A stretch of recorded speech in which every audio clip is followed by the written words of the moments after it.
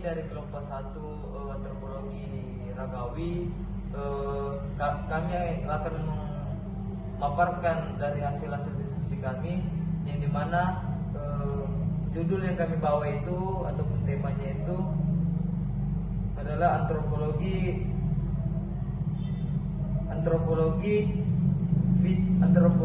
fisik terapan.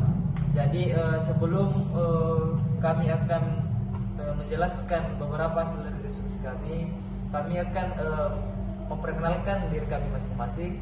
Yang pertama, saya sebagai moderator bernama Ardera Jawafurus Putar-Putar, NIM 210608 501001. Yang selanjutnya saya akan serahkan kepada teman-teman saya untuk memperkenalkan dirinya. Hai, perkenalkan nama saya Tri Putriati dengan NIM 2406085021. Perkenalkan, nama saya Syafina Aludia Jasmine dengan NIM 240608502012. Perkenalkan, nama saya Elsa Fiorina Nabila dengan NIM 240608502003. Perkenalkan, nama saya Mutia Febrianti S dengan NIM 2406085016. Ya, itu sekian dari perkenalan kami. Langsung saja kami akan menjelaskan mengenai beberapa sub-sub materi yang akan kami jelaskan. Yang pertama itu pemateri pertama, yaitu Tri Putriati, yang dimana dia akan menjelaskan mengenai pengertian antropologi terapan dan mengenai antropologi akademis. Dan sub materi yang keduanya itu dia akan menjelaskan hasil diskusi kami mengenai perbedaan antara antropologi terapan dan akademik. Begitu, saya serahkan kepada pemateri pertama. Baik, terima kasih kepada moderator. Di sini saya akan menjelaskan pengertian antropologi terapan. Nah, antropologi terapan adalah cabang antropologi yang berfokus pada penggunaan teori dan metode antropologi untuk memecahkan masalah praktis dalam kehidupan nyata. Misalnya, di bidang kesehatan, pendidikan, pembangunan, atau hubungan antar budaya. Yang kedua itu antropologi akademis. Antropologi akademis adalah cabang antropologi yang berfokus pada pengembangan ilmu, teori, dan penelitian untuk memperluas pemahaman tentang manusia dan budaya tanpa langsung diarahkan pada pemecahan masalah praktis. Nah, selanjutnya saya akan membacakan perbedaan antara mereka berdua. Yang pertama, antropologi terapan. Perbedaannya itu orientasinya praktis, yang kedua solusi masalahnya nyata. Nah, yang kedua, antropologi akademik. Perbedaannya itu orientasinya teori dan penelitiannya ilmiah. Baik, itu saja yang dapat saya jelaskan. Saya kembalikan ke moderator. Ya, itu tadi penjelasan dari pemateri pertama. Langsung saja kita masuk ke pemateri kedua yang akan dibawakan oleh Syafina, yang dimana materi yang kedua ini dia akan menjelaskan mengenai jenis-jenis antropologi fisik terapan. Untuk saudara Syafina, saya serahkan. Baik, terima kasih atas kesempatan yang diberikan. Yang pertama yaitu antropologi fisik terapan. Pengertian antropologi fisik terapan adalah cabang antropologi yang mempelajari manusia dari segi biologis atau fisiknya, seperti kerangka, genetika, kesehatan, adaptasi tubuh, dan variasi fisik antar individu maupun antar populasi, serta menerapkan pengetahuan tersebut untuk menyelesaikan masalah praktis dalam kehidupan manusia. Jadi, antropologi fisik terapan bukan hanya meneliti, tetapi juga menggunakan hasil kajian biologis manusia dalam bidang kesehatan, gizi, olahraga, lingkungan, hingga forensik. Nah, yang kedua, antropologi arkeologi terapan adalah cabang antropologi yang mempelajari budaya manusia masa lalu melalui peninggalan material seperti artefak, fosil, situs, bangunan, peralatan, dan sisa-sisa kehidupan lainnya. Kemudian, menerapkan hasil kajian tersebut dalam kehidupan modern. Dengan kata lain, bidang ini berusaha menghubungkan pengetahuan tentang masa lalu untuk kepentingan masa kini.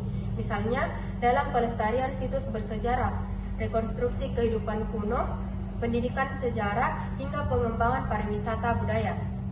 Dan yang ketiga, antropologi sosial terapan adalah cabang antropologi yang mempelajari kehidupan sosial, budaya, serta interaksi manusia dalam masyarakat. Lalu, menerapkan hasil kajian tersebut untuk memecahkan masalah sosial dan mendukung pembangunan.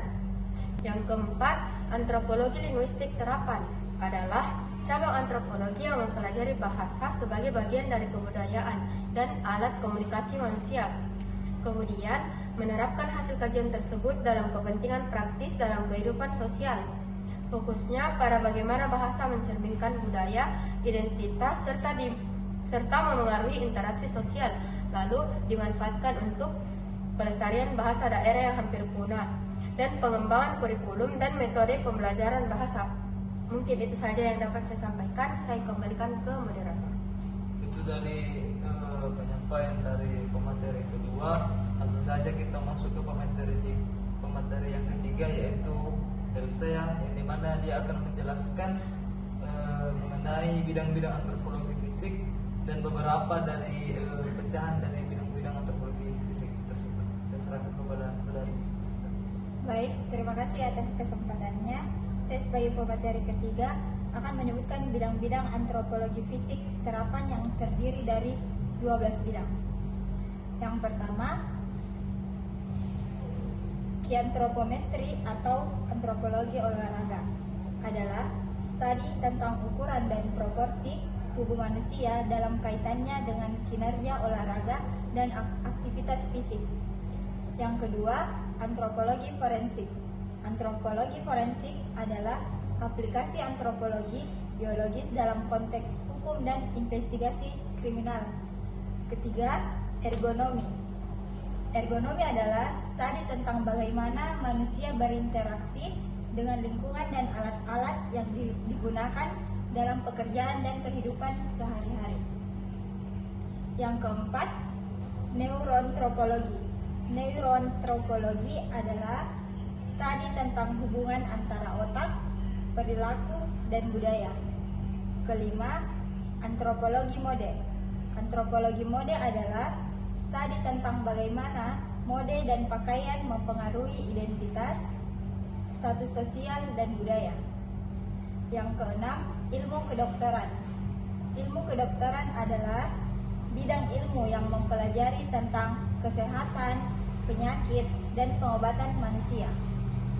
Ketujuh, kesehatan masyarakat dan epidemiologi.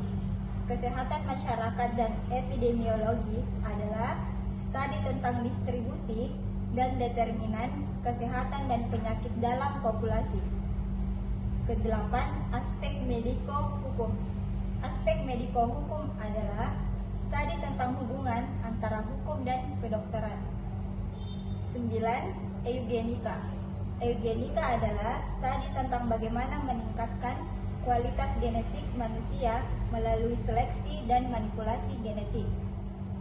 Ke-10, konseling genetik. Konseling genetik adalah proses yang membantu individu dan keluarga memahami dan mengatasi risiko genetik untuk penyakit tertentu. Ke-11, screening dan pengobatan genetik. Screening dan pengobatan genetik adalah studi tentang bagaimana teknologi genetik dapat digunakan untuk mendeteksi dan mengobati penyakit genetik. Ke-12, sejarah dan sosiologi. Sejarah dan sosiologi adalah studi tentang bagaimana masyarakat dan budaya berkembang sepanjang waktu. Mungkin itu saja dari saya kembalikan ke moderator. Itu tadi penjelasan dari pemateri ketiga. Langsung saja kita masuk ke pemateri keempat yang dibawakan oleh di mana dia akan menjelaskan mengenai apa itu prospek masa depan. Baik, prospek masa depan dapat dipahami sebagai suatu gambaran, harapan, atau peluang yang mungkin dicapai di kemudian hari. Nah, istilah ini sering digunakan untuk membicarakan perkembangan seseorang, kelompok, ataupun bidang tertentu. Prospek masa depan mencakup berbagai kemungkinan yang dapat terjadi, baik hal pendidikan, kerjaan, maupun kehidupan sosial. Misalnya dalam bidang pendidikan, prospek masa depan berarti bagaimana peluang seseorang setelah menyelesaikan studinya, apakah ia bisa mendapatkan pekerjaan yang sesuai, melanjutkan ke jenjang yang lebih tinggi, atau bahkan mengembangkan keahlian baru. Sedangkan dalam dunia kerja, prospek masa depan menggambarkan kesempatan untuk berkembang seperti mendapatkan karir yang lebih baik, posisi yang lebih tinggi, atau penghasilan yang lebih stabil. Dan secara lebih luas, prospek masa depan juga dapat dilihat dalam perkembangan ilmu pengetahuan, teknologi maupun masyarakat. Artinya, bagaimana suatu bidang atau fenomena akan membawa perubahan dan manfaat di masa mendatang. Dengan demikian, prospek masa depan bukan hanya sekedar ramalan, melainkan sebuah arah, harapan, dan peluang yang bisa dicapai jika ada usaha, perencanaan, dan kerja keras. Itu saja, saya kembalikan ke moderator. Ya, itu tadi dari 4 pemateri yang dibawakan tadi. Saya dari kelompok 1 akan menyimpulkan dari keempat materi yang dibawakan, yang dimana antropologi terapan adalah penggunaan teori dan metode antropologi untuk memecahkan masalah-masalah praktis dalam masyarakat dengan tujuan memfasilitasi pembangunan dan perubahan positif. Bidang ini menjembatani kesenjangan antara teori dan praktik, memanfaatkan pemahaman tentang masyarakat dan budaya untuk mengembangkan solusi yang mempertimbangkan konteks lokal dan kebutuhan manusia di berbagai sektor seperti pendidikan, kesehatan, bisnis, dan pemerintahan.